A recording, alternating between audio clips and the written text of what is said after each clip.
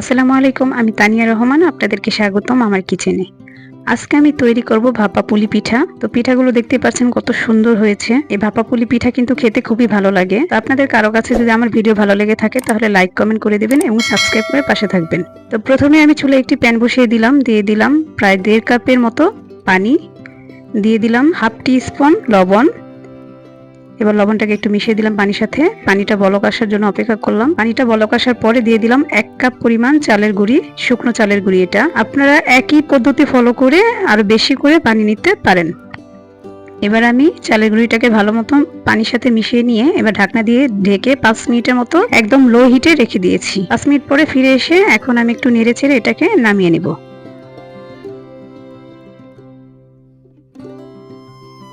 এটা হয়ে গিয়েছে, এখন এটাকে আমি নামিয়ে নেব। একটি বাটিতে ঢেলে নিলাম।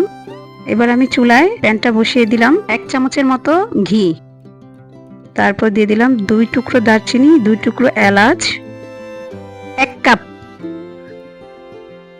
এবার দিয়ে দিব 1 কাপ কুড়ানো নারিকেল, দিয়ে দিব হাফ কাপ খেজুরের গুড়। এবার এই গুড়টা যতক্ষণ পর্যন্ত গলে না যায় ততক্ষণ পর্যন্ত নেড়ে চেড়ে নেব। চুলার আঁচটা কমিয়ে তারপর এই কাজটি করতে হবে, বাড়িয়ে দেওয়া যাবে না, তাহলে পুড়ে যাবে। সবকিছু ভালো করে নেড়ে চেড়ে যখন গুড়টা গলে যাবে, তারপর পানিটা একটু টেনে আসবে, তখন চুলা থেকে নামিয়ে নেব। এই তো হয়ে গেছে। এবার আমি ডো করে নেব। তো এই তো ডোটা রেডি। এবার আমি ছোট ছোট করে লিচি কেটে নেব।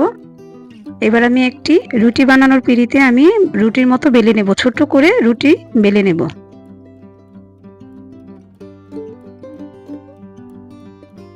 দেখতে পাচ্ছেন আমি কিভাবে কাজটা করছি। তো বেলে নেওয়ার পরে আমি এটাকে কেটে নেব। আমি একটি ঢাকনা নিয়েছি, একটি কন্টেনারের ঢাকনা নিয়েছি। আপনারা চাইলে কুকি কাটার দিয়েও কাটতে পারেন। আমার কাছে বড় সাইজের কুকি কাটা ছিল না, ছোট সাইজের সব কুকি কাটার, তার জন্য আমি এটা দিয়ে কেটে নিলাম। এবার আমি মাঝখানে নারিকেলের পুরটা দিয়ে, দেখতে পাচ্ছেন কিভাবে মুখটা আটকে নিয়েছি। এবার একটু ডিজাইন করে দেব। তো যে যেভাবে পারেন সেভাবে ডিজাইন করে নেবেন। আমি তেমন সুন্দর করে ডিজাইন করতে পারি না, যেভাবে পেরেছি সেভাবে করেছি। তো এভাবে আমি সবগুলো পিঠা বানিয়ে নেব।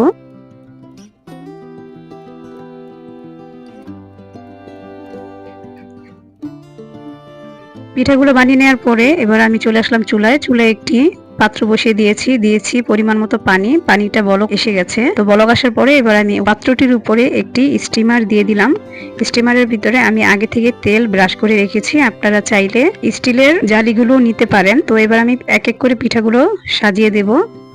তো পিঠাগুলো দিয়ে তারপর আমি 10 মিনিটের মতো ভাপিয়ে নেব। আমি কিছু পিঠা ডিজাইন করেছি এবং কিছু পিঠা ডিজাইন ছাড়া রেখেছি। তো পিঠাগুলো দেওয়া হয়ে গেলে একটি ঢাকনা দিয়ে ঢেকে দেব। এই তো পিঠাগুলো সম্পূর্ণ দেওয়া হয়ে গিয়েছে। এবার ঢাকনা দিয়ে ঢেকে দেব 10 মিনিটের জন্য। 10 মিনিট পর ফিরে আসছি। এই তো পিঠাগুলো হয়ে গিয়েছে, এবার চুলা থেকে নামিয়ে নেব। তো আপনাদের কারো কাছে যদি আমার ভিডিও ভালো লেগে থাকে, আপনারা যদি আমার রান্নার ভিডিও দেখে থাকেন, তাহলে আমার ব্লগিং চ্যানেল আছে, সেই চ্যানেলটি থেকেও ঘুরে আসতে পারেন। তো আমি ডিসক্রিপশন বক্সে লিংকটা দিয়ে রাখবো। এই তো পিঠাগুলো সম্পূর্ণ ঠান্ডা হয়ে গিয়েছে। এই তো তৈরি হয়ে গেছে, দেখতে পাচ্ছেন কি সুন্দর হয়েছে। তো সবাই ভালো থাকবেন, সুস্থ থাকবেন। আসসালামু আলাইকুম।